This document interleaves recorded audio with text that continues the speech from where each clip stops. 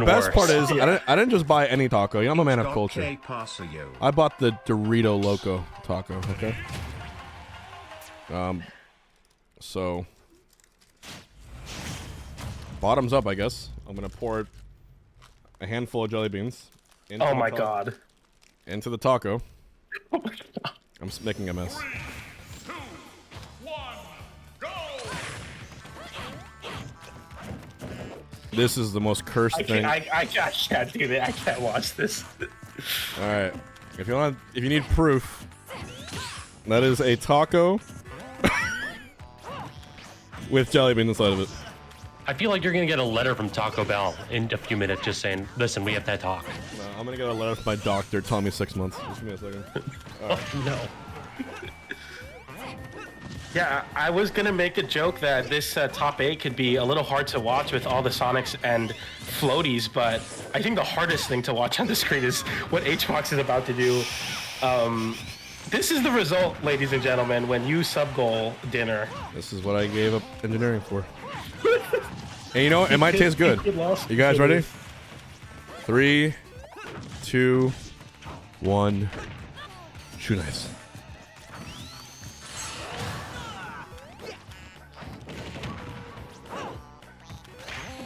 He went in for the top. I noticed. We're waiting with bated breath. We have to get the we have to get the reaction.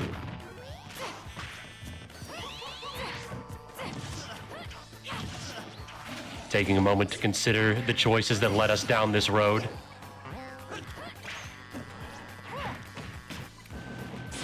You think about it, if HBox didn't hit the rest in Armada, we wouldn't be here.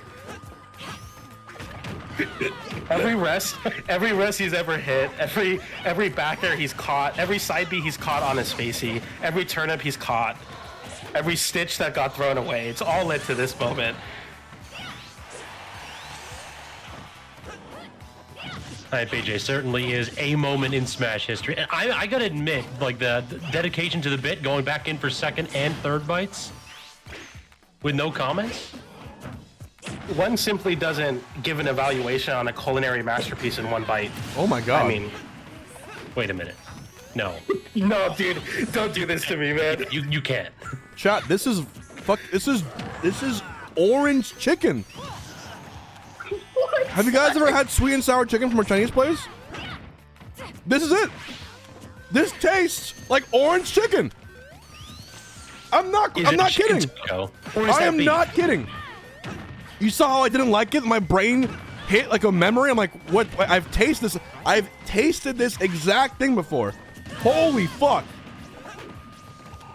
That's insane. That is actually edible. If anyone here in chat is willing to test out my theory, jelly beans in your house, sour, with a Dorito Loco Taco. It's sweet and sour. That's insane. I'm sorry. Continue. Oh my god. You cannot eat sour jelly beans and a Doritos Locos Taco and say it tastes like orange chicken and then say continue. How are we supposed to function after that news? Continue. No. Now we actually have to commentate the game. That's gonna be the hard part. Dude, okay.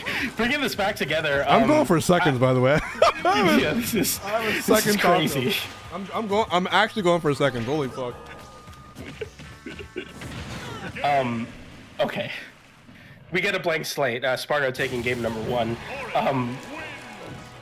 Spargo taking game number 1 at about the same time it takes HBoxes to take all of our collective sanity down at Pegger 2. Wow. Yeah, this is the most. What a way to start the block. Yeah, I'm flabbergasted. How you guys doing? You guys good? I'm just pouring some jelly beans in my taco. It's so at this point. It's just so many. It's not so much. It's like 500. It's like 20. Like 5 dozen. I think you have more jelly beans than you have lettuce on that taco. Bro, to be fair, who needs lettuce, right? I don't. Fair. Constitutive element of the taco now. You're over 30% jelly beans. It's a jelly bean taco. Like this is where we are. Yeah, I guess if you're going for it, you got to commit to the bit, right? Okay, I put too many. Of course. Yeah, it looked like too many. Yeah. Flew too close to the sun. We learned the limit of this experiment. I got too excited. Something's off. Something is very off. But when I was scared at first, I put half as many. And it was actually a nice balance.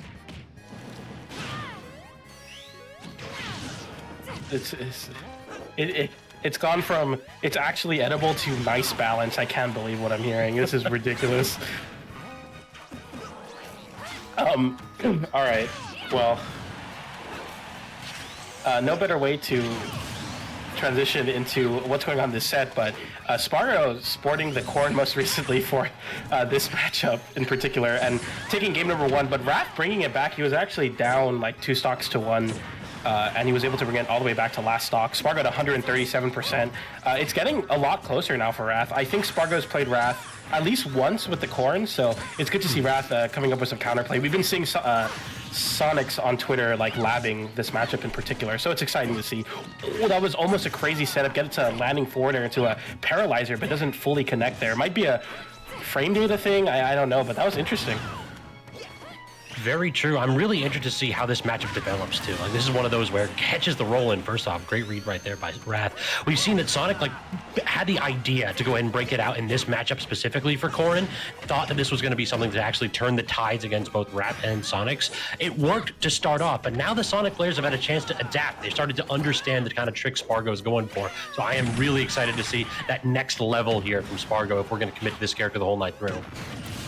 Nice catch, Wrath able to cover the double jump there, knowing that Spargo doesn't have the double jump and Corrin's recovery being a little bit more linear, and you have to use the air drift to position under the ledge and just chases off of the backer. Having that killer instinct in moments like that is exactly what you need to take a game off of Spargo, as Wrath is running away with a lead 143%, but the skewer just so good at catching those burst options, was able to close out that stock there.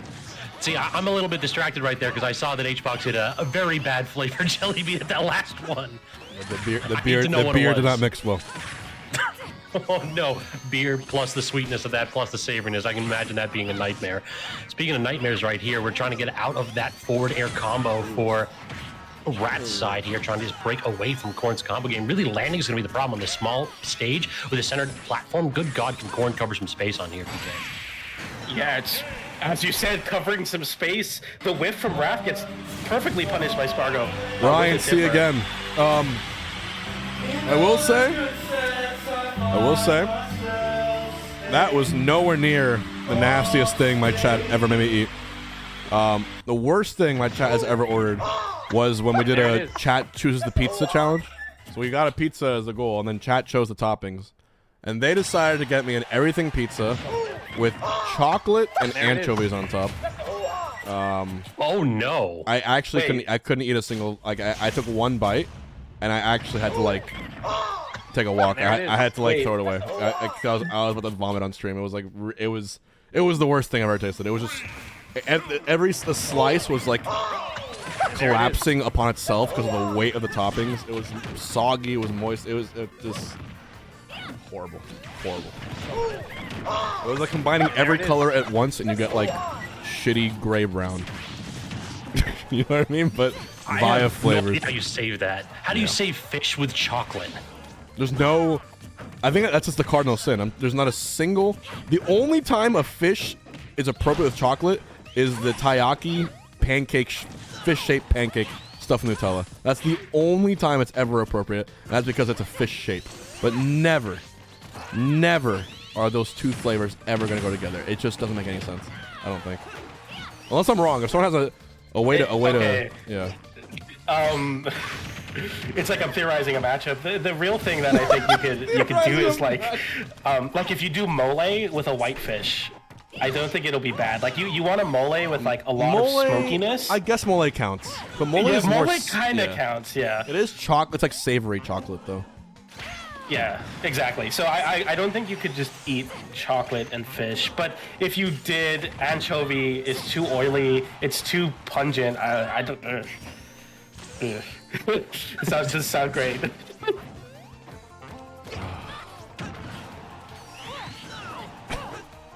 I need some water. I think Xbox has earned it after that little culinary exploration and revisiting old bad memories. You never really know what you're gonna get when you start commentating a Coinbox with Hbox. Thank you so much, chat, for that. I'm a big Jelly Bean fan, but I might not even eat jelly beans after watching what just happened on our screen. Nonetheless, we're here. Yeah, it's so hard to. I haven't been watching this game. I'll be honest. I've just been watching Hbox suffer.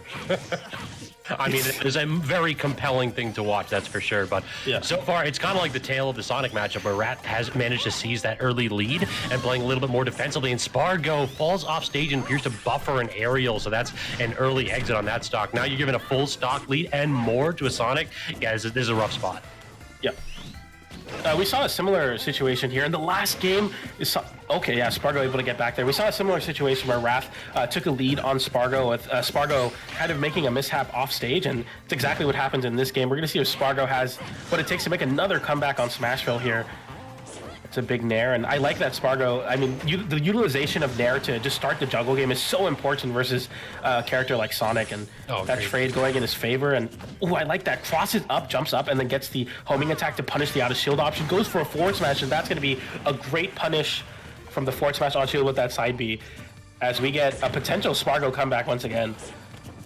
Yeah, this is always the problem, is that you can never count Spargo out. And with Corrin, you can just kind of toss out a lot of these safe aerials. It's up to Wrath right now to play incredibly safe. We get the parry, and now we're reeling back for the forward smash, ever so slightly misspace. I mean, if you were going to go ahead and try to challenge that rapid jab with anything, the forward smash was the right choice. Yeah, and it's good there too. You don't get punished for it. Like sometimes, I mean, obviously you want to try to find a way to punish with the game there, but it's sometimes better to go for a punish that you know is not going to be able to get punished. So good stuff from Wrath, just holding on and saying, I don't need to find a kill off here with rapid jab. I can close this out the old-fashioned way, but the up B comes through, and now 28%. The Nair catches the forward air attempt from Wrath. Wrath swinging out of disadvantage once again gets punished, and now the juggle comes through. The up air now, and he's in the spiral, but the back air connects on the Nair. Wrath takes a game. All right, my only input is not about the set, but I will say, we definitely flew too close to the sun. I would not recommend this to anyone. Maybe 2 jelly beans max on a taco, just for the subtlety of it. The aftertaste is really bad, and with Corrin beer, it's a very bad aftertaste. So I'm washing it down with some Diet Dr. Pepper. Now I'm just gonna. Do I have permission? Can I just eat Taco Bell by itself now? My stomach is actually pretty upset. It's not doing well. Chat, mercy, please, chat. I understand now why those don't mix. Anyways, that was awful. This is I'm like, man. I don't know how you do it, man. Let it never be said that Hbox isn't a man of the people. If somebody in chat ever asked me to go ahead and do any nonsense like that, I would ban them. It's like, you need to go ahead and take a timeout right here. But Hbox, not only listening, but going back for seconds. Going back for seconds, giving detailed analysis as well. I mean, truly just covering all the bases. You love to see that, honestly. I also pro Taco Bell strat, emergency quesadilla. You always buy an emergency chicken quesadilla, just in case shit goes south, like the order's not right. Because this one, you can't fuck it up. So. It's one of the only things that you can save for the next day, too. So it's like, it's just, if you don't need it, you could eat it tomorrow on your phone. Yeah. That's the tech, man. What doesn't this stream have, you know? Oh, I've been around the block. Oh, okay. No, not able to kill there. Yeah, I was gonna say that I think a majority of the, not the majority, but a good portion of the stocks that Wrath has been taking has been on Spargo's miscues on the ledge. I'm not sure if Spargo's like kind of limit testing what Corrin can get away with punishing while Sonic is off stage, but it's interesting to see, and it's also good to see that Wrath is like really on top of that punish, because it's in matchups like this where you're not playing it often, it really shows that you know, somebody takes the extra care to learn, like, okay, if they miss a pin like that, I can punish with a back air and then follow through with another one. Little optimizations like that really make this matchup really interesting. I'm really excited to see kind of how far this one goes. Rat's also starting to find gaps in between Spargo's hitboxes. Oftentimes, Corrin will be able to toss out 1 to 2 hitboxes, but right there, we're underneath the back air, and then you're able to intercept, forcing Spargo into a really awkward position. The up B is just such a good tool for Corrin in this match in particular. How do you intercept that? The wings are so disjointed that Sonic has a lot of trouble intercepting it, and then also you have a little bit of inbound on startup. Yeah, exactly. It's one of those things where it's like, you know, I'm sure if you are somebody that plays this matchup a lot, or if you're a Corrin main that really knows the limits of your character, you can find ways to poke it out. But in the heat of a moment set where you're fighting someone at the caliber of Spargo, it's so difficult to make that mental calculus and say, okay, this is where I can position for this forward and back air, making it just absolutely so safe. And there's so many moves in Smash that things happen so fast that even though on paper there might be an option, it's just a good option because, hey, like, are you really going to be able to cover that in this moment? And it's pretty cool to see Spargo like finding a character that I think presents those challenges with Sonic a lot, and it's what makes it such a lethal solution to this hedgehog. Beast Mode Paul defeats Louis Money 3-1. The Buzz also in top 5. I like there's always like one liquid rep even when the other falls. That was dope. Yeah, good stuff, and really diverse character cast for the top 5 as well.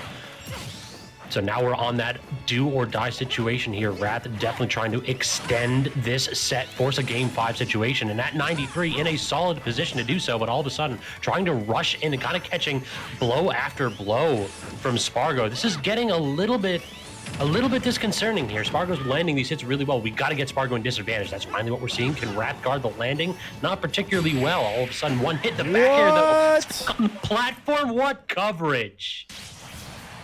Oh my god. You know, if Spargo loses this, I think I would love to watch Spargo versus the Buzz. If Sonics and China Mark don't mind. There it is. I'm gonna ask him. Cause that would be dope. One of those matchups you don't get to see often, but of course, due to Coinbox's nature, any set could be the one that, you know, you play an unlikely bracket opponent, and Wrath making it look very possible to make this upset. I mean, there you see another catch on the platform, and that's one of the things with Corrin is that once they get used to you swinging on a landing, this is kind of an issue with a lot of the Fire Emblem characters. You have to resort to just landing, you know, air dodging and then drifting, and if you land on that platform, Sonic is one of those characters that can burst perfectly into that range and land a really strong back air and just close out sets. And that having that not only move to do, but also the ability to position yourself with all the speed of Sonic to cover those platforms with back air is so important in closing out games versus you know, a player like Sonic or Spargo, sorry, who, I mean, has made so many comebacks. Yeah, we're kind of actually going to see if Spargo is able to avoid the reversed 3-0 too. Like, this is not a player that you typically think won't have that extra adaptation. Usually Spargo incredibly intelligent and understands what needs to happen when he's getting turned around on. So I'm really curious to see if we're going to see a little bit of flair right here. We do get the Nair back air, and that is one thing in this character's kit that makes this matchup tolerable. You get consistent kill confirms at mid to high percentages, and now all of a sudden you don't need to press. Now it's Spargo that can go ahead and hold back and wait for Wrath to rush in. Yeah, I mean, well said. Like, being able to kind of mode switch where you've been on the back pedal for the last 2 games and now you're the one with the lead. Commentator's curse. That's going to be Wrath closing out that edge guard with a back air. Now the seats and the tables have turned back into a situation where Wrath might be the one driving again. Very true. All the momentum in the world after that interception. What lead indeed. Trying to go ahead and use the up B to get at a disadvantage, and this is what you have to dodge. That perfect neutral air dodge gets Wrath at a disadvantage for a split second, but we are right back in the blender. These up airs are just chewing Wrath's stock away. Able to get some grace landing on that platform, and still Spargo continues on with this pressure. The forward air connects, and now you get a forward throw on the ledge, and this can be a big ledge trap opportunity. We saw the last stock being taken on the ledge, but able to get through it. Now Wrath with an opportunity. The side B is going to be a really good option at covering those spin dashes at that mid-range that a lot of characters can't really punish. The forward air comes through on the down tilt. So close here, even though Wrath, you know, down 50%, could definitely find a way to close out a stock right now versus Spargo, but Spargo covering the air dodge with a forward smash. Very well done. So accurate with that needle forward smash, man, especially the sweet spot. And now it's Spargo's game kind of set the close here. Gets the counter on the spin dash. He's reading every single drift pattern that Wrath has. Wrath finds a backer, though. Oh, my goodness. And we have a last stock sitch.